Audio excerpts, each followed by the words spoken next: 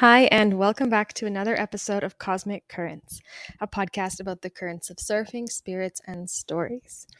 If we haven't met yet, hi, my name is Leah. I'm an empowerment mentor based out of a small town on the north coast of Peru. I want to start by saying thank you for listening. So, since the last retreat I did here in November, things have just felt pretty full. I've now adopted a fourth dog, and she's a puppy, and so that has just felt very full on. And even before that, I don't know, things were just different, busy. I don't know, not the usual Lobitos rhythm, I guess you could say. Um, so yeah, I am going to talk today about some habits, behaviors that I wish I had started earlier. And these things all have contributed pretty significantly to my own reconnect journey, which I don't feel like we're ever truly like finished or complete, resolved. Like I think there's always, not to say like um that we can't be how do I want to say this? Like we can have work to do and still be valid functioning like people who can still help others and teach others and exchange and collaborate. Like I don't mean it as like we all are just constantly a work in progress and it's just like the blind leading the blind. No, I think there's always more, and there's always, we can always go deeper, but that's not to say that where we are now is like not good or not enough or anything like that. So, I am someone who lives in a very remote town and I'm self employed. And for me, having an online presence has been pretty non negotiable. For a long time, and especially at the beginning, the focus was Instagram. So, posting regular content, interacting, collaborating, going live, sharing stories 3 times a day. I remember when stories first came out and I was like, this is stupid. Like, why am I don't know. I remember it feeling like this is dumb. Like how can, like I thought it was kind of like not very thoughtful. Like to just, because I remember at the beginning you couldn't post story like photos from your, you had to post that day. It wouldn't let you otherwise. So people started taking screenshots of their photos and then uploading those, and then Instagram caught on. Anyway, that's neither here nor there. I just thought of that memory. But I guess I did like the original, like sharing one photo with a long caption, and it was really thought out, and I enjoyed that. And because posts took time to make, right? Like content wasn't just so quick and disposable like it is now. And in the past, I actually had made some really cool connections through Instagram, and I used it. I don't know if more, but more so when I was working as a nutritionist, I was pretty present on Instagram and yeah, found some interesting connections, and I still have those today. So I'm grateful for that. However, I find now, especially, that the trade off for like making content, especially short form content, hasn't necessarily paid off. And being present on Instagram, especially now that there are so many different features and things you can do and look at, and it's like the algorithm is just constantly showing you more things, like new things, like your feed just refreshes and it's like all new stuff all over again. It's a really windy day here. I don't know if you can hear that, but being present on Instagram, even just for work, inevitably leads to checking the app more, spending more time scrolling. And I always assumed I needed to be present on Instagram daily. I needed to show up, I needed to at least be on stories. And especially over the last few years, I'm realizing, as I'm coming more into myself and who I want to be and how I want to live this life, I realized Instagram isn't really a place I want to hang out for a very long time. And not because the content is bad, and it's less so because of that. Like I don't necessarily go and compare myself to all of these different people. I'm very aware that anyone can post anything on Instagram these days. But more, what I mostly don't like are the habits that come around having such an intimate relationship with an app. The the scrolling, the once you post something, you're always checking it. Just it's like kind of like once you start, it draws you back. Like you've had that dopamine come from this app, and it's like this addiction, and you just kind of keep going back for more. And it's a really cheap distraction, and I'm not for it. Like yeah. And so over this past Christmas, I took about 10 days off Instagram, and going into the new year. And then I started taking, and I've done that before, when I've done dietas and things like that, or when I've been like, I don't know, that's another story. But then moving into the new year, I started taking a couple of days a week off. And now it's turned into taking Friday, depending on the week. But last week it was Friday to Monday off. So logged out totally 4 days off. And at first it's like you have this habit, but then it goes away. And on those days, I am so much less distracted. I have more time in my day, and I actually enjoy being away from the app and not feeling the urge to check that post, or I don't know, even it just creates freedom. And I am experiencing a lot of benefits just being more present in my own life, not watching the lives of others through a screen. Like it's been really good. And at first I thought taking 4 days a week off would be way too much. And now I'm really happy about it. And I wish I had set that boundary earlier. And this has gotten me thinking about other good habits that I do now that I wish I would have started earlier. Like that would have been great if I'd started them earlier. And I don't know why I really I don't really often think in this way, like, oh, look at this thing I do now. I wish I'd done this for a long time. But yeah, so that I want to share a few more habits because these are things that are kind of simple, but I find them really nourishing and really helpful towards embodying my goals and my values. So one really simple thing is last year I started going for walks without headphones. And I used to always walk my dog or my dogs. Like I would always have my headphones in. I would be listening to a book, a podcast, music, but usually it was like a podcast. Usually it was something around personal development or spirituality, but oftentimes it was something like a lesson, like Mel Robbins, or something. A lot of times it would be the We Can Do Hard Things podcast, like the story mixed in with the lesson and women's empowerment. And I mean, it's great. Like I think for a time I needed that. Like I needed the company, I needed the reassurance that what I was doing was something worth doing, and going for walks was a really good time for me to catch up on that. And I was pretty focused on it. And I still will sometimes do this, but not usually. It's not my go-to. And actually it's like, oh, if I have to walk somewhere, or if I'm going for a walk with my dogs, now I don't reach for my headphones. I don't have, I used to have like a queue of podcasts or a couple of audiobooks on my phone, and now I don't. And there are a few reasons. So I think one, listening to something takes you out of the moment. It splits your focus.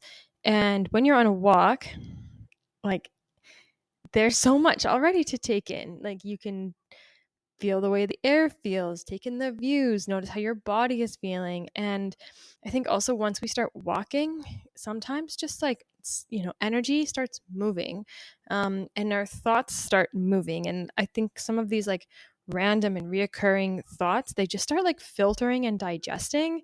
And that might not necessarily happen if your mind is focused on taking in a book or a podcast or something. And so I really look forward to just like that break, which leads into that. The second thing is that I think it's really nice to have a break from stimulus like that, from that like more intense stimulus. Like often during the day, I'm on my computer, I'm listening to music while I'm working, or watching something, or listening to something. Like I do still listen to podcasts and audiobooks and things like that when I'm at home, doing laundry, doing dishes, whatever. I don't need it when I'm on a walk, like walking is time for me to connect with nature, to do some to nourish that relationship. I don't It's like if I were to have my friend over and be listening to an audiobook at the same time. So it just doesn't make sense.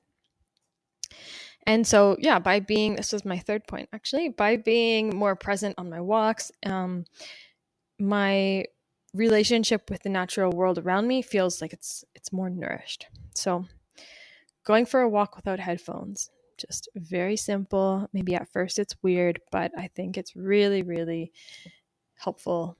I mean, I enjoy it, and it's also, I think, helpful for that reconnection practice. The second thing would be short yoga practices. So I used to have such high expectations for my self practice or my home yoga practice. And if I couldn't make or meet those expectations, I just wouldn't practice. So like, I always wanted to have an empty beat, like practice on an empty stomach, practice first thing in the morning, always for at least 1 hour, always uninterrupted, and I wanted to meditate afterwards. And honestly, like these things pretty much never happen, at least for a home practice. So I just kind of gave up on it for a while because I just thought like if it wasn't worth doing properly, it wasn't worth doing. And I trained in Ashtanga yoga, and so I also kind of felt like, well, if I'm not doing an Ashtanga practice or like a challenging sequence, like it just wasn't worth doing. It just wasn't like it was like a cop out to just do something else. And that's totally not how I see it anymore. I think like it could be, I admire people who have that level of discipline. And I also just think it's not just about the discipline to get on the mat. It's about having the energy to have everything else in your life organized in a way that would allow for a practice like that. So, being able to wake up early enough, like getting enough sleep, going to bed early enough, having practice space being available, like having a clean space. For me, I would need a clean space, that's like not cluttered, and I'm able to focus. Not having 1 to 4 dogs that need my attention at that time. Also, not choosing something else over practice. Like, oftentimes I will surf in the morning, or I wake up and sometimes I need this time just to wake up, and I just like sit there, or I read, or have a coffee or something. And it's just like, I don't necessarily want to jump into a practice right away, even though it does feel good. So it's like just finding this balance of what works. And so, yeah, I'm still working on being at that level of being like put together, or having it all together, or whatever. And what I have been doing instead is just getting on the mat when I have time. And I try to make time for it, but I also try not to set any expectations for my practice. And I feel like setting expectations takes me out of the practice, and it disconnects me from my body, because it's just like this goal, this arbitrary goal that's like, okay, I want to do the Ashtanga primary series. And it's like, why? Like, is it exercise? Is it actually this spiritual discipline? And I get focused on this external goal instead of focusing on what's inside. And I think for me, practicing yoga is to establish that inner connection. And I'm not saying I never push myself. I'm just not into forcing myself to do anything anymore. So that's kind of my new approach to a self practice, a home practice. Also, taking someone else's class, following a video, those are also ways to practice that kind of are good, because then you don't have to decide for yourself. So I do like to have a balance of those when I can, but oftentimes I am by myself and just have the energy or time for like a 20-minute practice, a 30-minute practice, and sometimes it turns into an hour just because like it's just, I don't know, I just don't want to stress about my yoga practice anymore. So I've been doing this for a couple of years, and it really works for me. The third thing I want to share is about coffee. So Since November 1st of 2024, I've stopped drinking caffeinated coffee first thing in the morning. I was waking up tired with a caffeine withdrawal headache like most mornings and for a long time. And I was like, this probably isn't good for me. So I also think coffee or the that first coffee in the morning was just too activating for my body and would just put me under this unnecessary stress. So I took it out and I started drinking tea or cacao or decaf coffee. And the first thing I noticed was that I was a bit more tired. I had to take afternoon naps for the first little bit. But I also found that I was just more relaxed and I started to feel actually more like sensitive and more in tune with my body.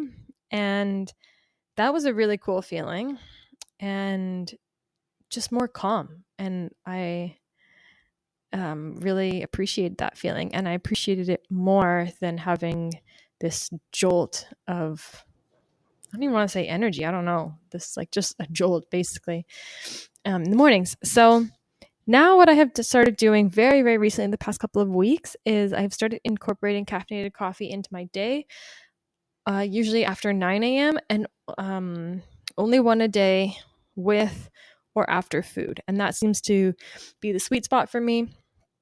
And yeah, so that's what I do now. And that was very like conscious and mindful or purposeful. So I feel really good about that now. There's Luna.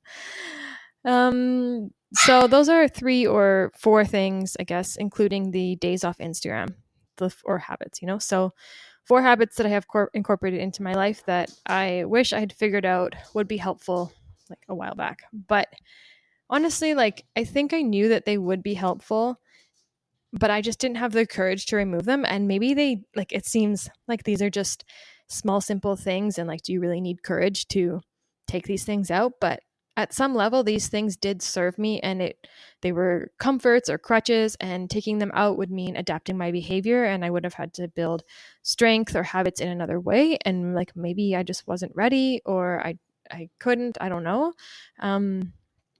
So yeah, I mean, I guess it would have meant that I would have had to practice more self-trust, and maybe I didn't have that. And now, honestly, I'm very thankful that I went through the initial discomfort of changing those behaviors, because now I realize how the new behaviors serve me, right? Or how they benefit, or I find them beneficial. And it's kind of interesting, like that initial resistance to change something we know would be good for us. And we kind of get this automatic self-sabotage that comes into action. Like we're bracing ourselves for the fall before it happens just by telling ourselves we can't do something. It's like that. If we tell ourselves we can't and then we don't, it's like, oh yeah, like I knew that. It's not a surprise. It doesn't hurt as much, right? And of course, interestingly enough, this happened to me when I started surfing. And when I realized how hard surfing was and when I was struggling to learn and I just kind of stopped for a while, I had this inner voice that said that I couldn't do it, but like that it was possible for other people, but just not for me. And obviously, eventually, I did learn how to surf. And I think this is one of the reasons that surfing has been such a teacher for me, is that because I was able to prove my own belief wrong. And the thing is that this belief of like, this won't be possible for me, but it is possible for others, or I can't, but others can. This belief has shown up for me in a lot of other areas in my life, and even since I was a child. And I only realized this pattern a couple of weeks ago. And so I just want to say that, self-empowerment and inner work, they take time. And I think we always assume we're moving forwards. We have a realization, or we go through something and we're like, oh yeah, I've evolved, I've moved past it. And then we have a setback and we're like, oh, I thought I was better. Oh, I thought I was past that. Oh, and then we get down on ourselves and we go through these weird cycles. And I think that, I have honestly been very guilty of this. And I think that we exist, like we always assume we're moving forwards, but I think we exist in more of a web. And within our web, we have all of our stuff in different parts of the web, and we move in all different directions through this web. And it reminds me of like a woman's cycle, and how a woman's cycle takes them through highs and lows, And the same experience or one experience can feel completely different based on where a woman is in her cycle. And it's not that that woman is any less resolved or any less healed just because she's going through a more sensitive time. And so that's just to say, if you've gone through something and one day you're feeling great, the next day you're triggered and it goes dark for a little bit. That's not to say that you are not healing or that you have not done inner work or that you are a bad person or that you've been faking it this whole time. Like that is, I think that's part of it. Like that's the human experience is that. And it's moving through that. It's not like I am better, I am passing to another level. Like we don't level up like that, I don't think. Yes, we evolve and we change and things, yeah, like they will feel different, but it's not this ladder. We're not climbing the ladder of life and then we go through something and we get pushed down. Like we are just experiencing something differently, I think. And interestingly enough, like I think in the end, divine timing has us experiencing everything just the way we're supposed to. And it's just funny that I say this because the whole idea for this topic was that I wish I had been doing these things all along. And I mean, would that have been good? Yes. But if I had done those things, I wouldn't have had to experience the negative effects of not doing them. And then I probably wouldn't be here on this podcast talking to you about how important they are if I didn't go through the experience of not having them in my life or not doing them, right? So I think it really does all play out how it's supposed to. And that can be confronting.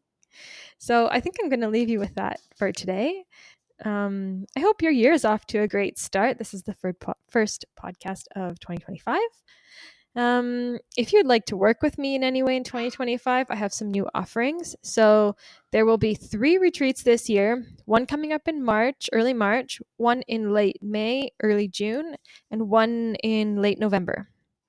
And I will also be reopening my personal mentoring program, which I'm super excited about. The program has leveled up, we can say that. And the start dates are going to be in March and in August. So the timing of the program is 3 months with options to add on, but the timing lines up with a retreat the following month or the month like the retreat will be shortly after the coaching program would end. So if you wanted to experience both online coaching and then or mentoring and then the in-person retreat, you could sign up for both as a package deal. So I'm very excited about that. And you can obviously do one or the other as well. But I thought that this would just be a nice way to organize the year so that if that was something anyone was interested in, it could line up. So if you want to chat more, just reach out to me for more information or to set up a time to chat or a call or voice note or whatever, so we can just get to know each other and see if it is a good fit. So yeah, you can reach out to me on Instagram or through my email or through the website. And yeah, if you're a surfer, I hope you are catching some fun waves wherever you are. If you're not, I hope you are enjoying these waves of life that we are inevitably always going through. I hope that you can take some time to reconnect to yourself throughout this week. And I think now you can leave comments on Spotify. So if you have any habits that you really enjoy that are helpful for your reconnection process, you can leave them in the comments and we can learn from each other. And yeah, until next time, buenas olas.